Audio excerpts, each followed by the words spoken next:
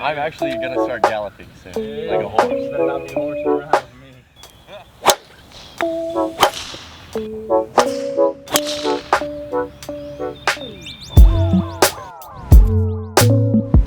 Alright guys, welcome back to another Good Lads video. We are out here at Purcell Farms, currently filming these stumps versus twigs, but we've made our way all the way out here and you guys have liked the first couple behind the scenes. Today we're gonna be filming Garrett behind the scenes. It's gonna be fun. He's swinging really well, so should be a really good video. So obviously you're gonna see Good, but from a different point of view today. A little behind the scenes of kind of what goes on here. Obviously back at Purcell Farms, it's honestly unreal to be here. Pulling up to this course it's actually unreal, so it feels great, but yeah, we're doing a little behind the scenes and we're gonna you just said on the hole before this, your swing feels amazing. You looked at your divot, that was great, and you're like, you know, I'm swinging good. Yes, and I don't know if it's the course. It's gotta be the course. I don't know what it is, but something is coming out of me right now that I have not felt in a while with my golf swing, and it's a weird energy, but it's just feeling good. I'm taking good divots. My swing is feeling nice and shallow and just, it's feeling really solid. I did a little bit of a swing change recently, where on my backswing, I do this. You'll notice it in every shot today if Chase plays it, where I do this right before I take my swing, because I have a tendency of rolling it to the inside, which is not good. So you'll see that today, but let's get into it. Today I'm going to be taking you some of my swing thoughts, how I manage the course, and you know, everything else that kind of goes on behind the scenes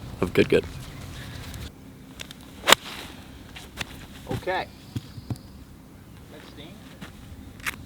So on that shot, kind of where you had that sloppy finish a little bit, what happens there when that happens? Honestly, mentally up here, I got too excited. I really did. I wasn't like nervous or felt weird to hit over that shot. I didn't feel like I was gonna hit a bad shot. I felt comfortable, but as soon as I got over it, I got like so excited to hit the ball. I know that's like really weird, but I like literally felt that I just wanted to hit it. I don't know what it was, and I kind of rushed. I felt like, I don't know. It was just a bad swing, bad shot. I got quick on my transition, and ultimately, that's where it led. It was a chunk. That's kind of what I felt in that, but it's unfortunate. I really wanted to hit a good shot.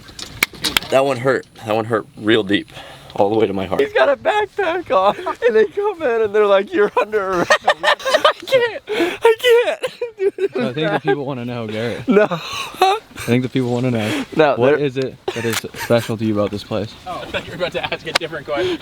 I just explained probably one of the funniest dreams to Steven that I've ever had.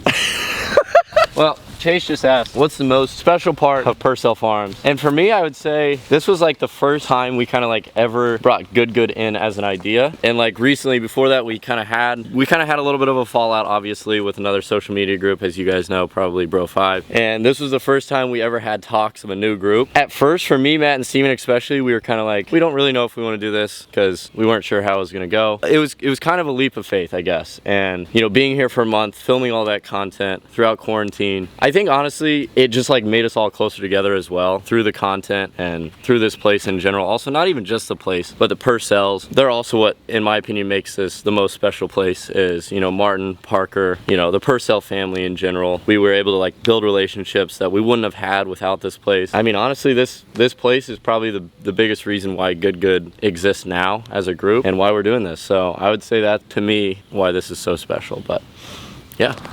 Grant with a nice little birdie. Going on to hole number 12. You want to talk?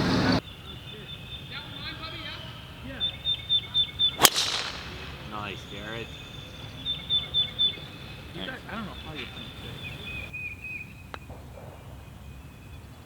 Nice, Garrett. He's starting to jog now. See, he's starting to jog. Boy. Them little legs are starting to move. Yes, I'm actually gonna start galloping soon, like a horse. You better not be horsing around with me. Look at this. Freaking Steve Exotic is out and he is ready to play. It's okay.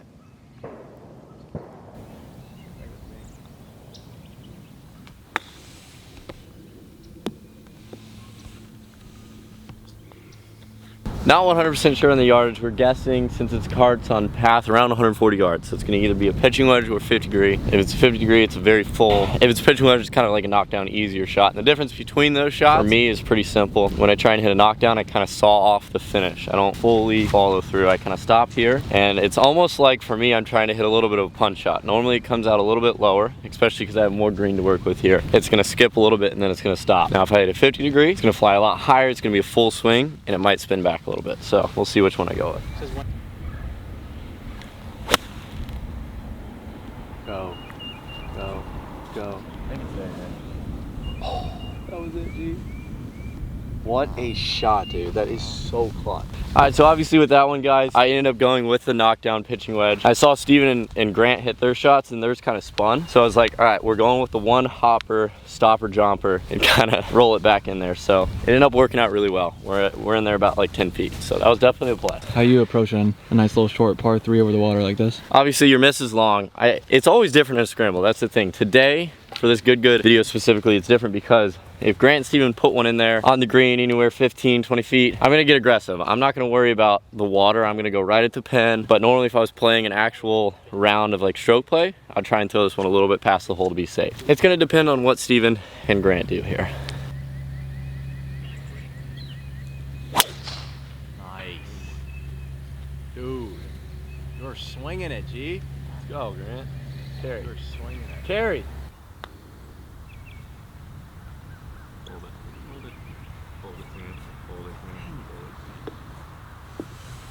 Oh, that's a bad mistake, boys.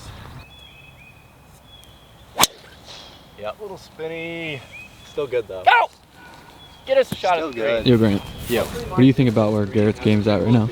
I think Garrett's game is probably the most consistent it's been.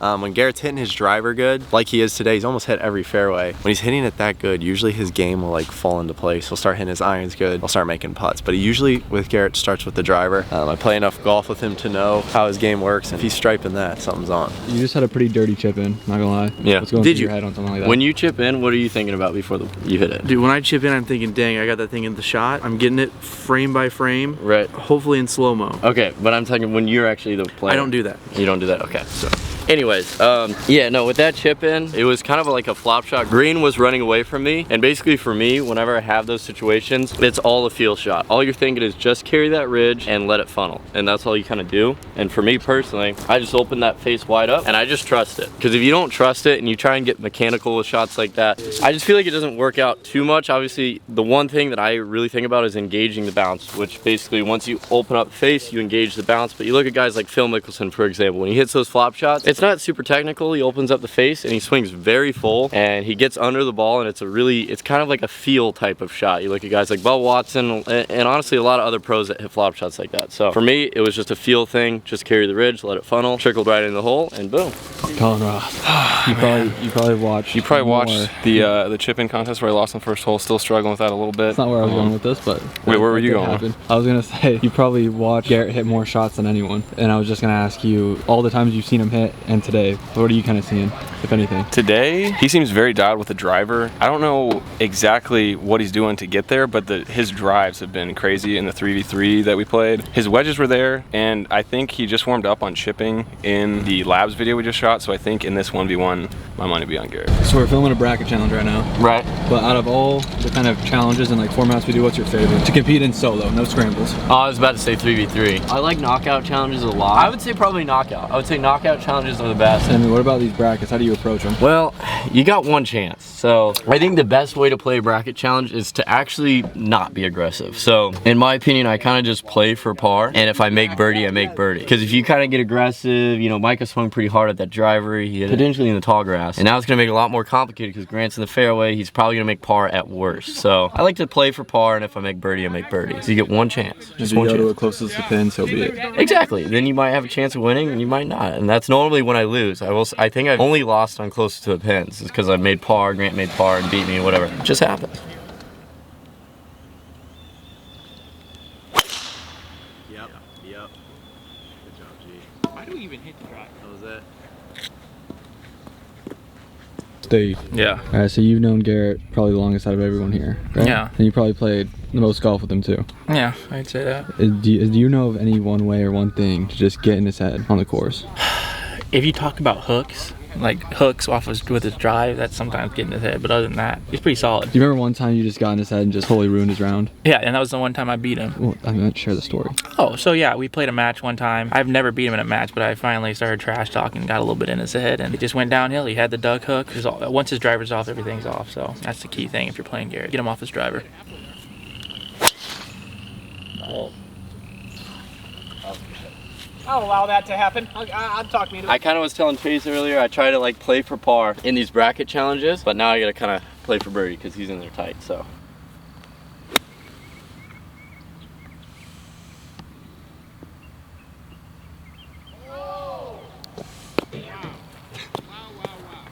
Steve. But Thanks. All right, well, Steven goes into that's the two hole. birdies though to start out the bracket. Those are like, that's better to me than going into a playoff. Well, At least one person.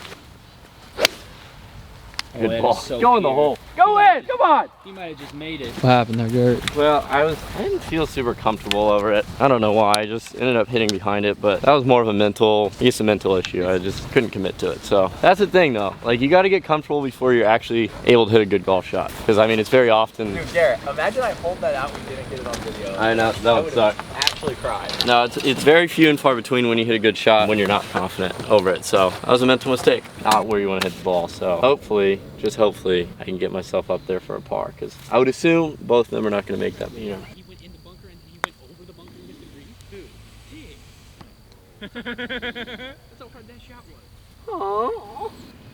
But it doesn't matter because you're too good. That's all right. Boys, pick up. What do you want me to do? No, dude! Oh my gosh, dude! Oh my god!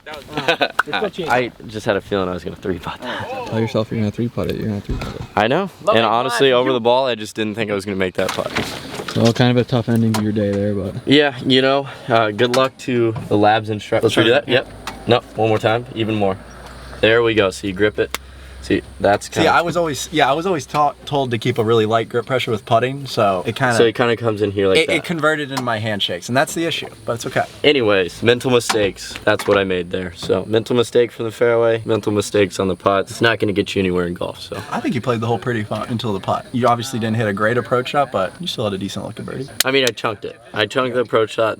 And then yeah, going up to the green, I saw the ridge and I mentally was like, I'm going to 3-putt, and that's the problem. Right. You can't tell yourself you're going to do something like that because if you do, If it even creeps in your head a little bit, that's the worst. Yeah, and it's not that I want to say I'm going to 3-putt. It just happens, and it creeps in there. Those bad thoughts, you got to eliminate them. But hopefully you guys enjoyed this labs video. That's the behind the scenes of the Good film shoot out here at Purcell Farms day 1. Day 2 is obviously going to be a different person behind the scenes on the labs channel, so stay tuned for that. Yeah, hopefully you guys enjoyed. If you did, stay tuned for more content on the labs channel. Until next time, guys, peace out.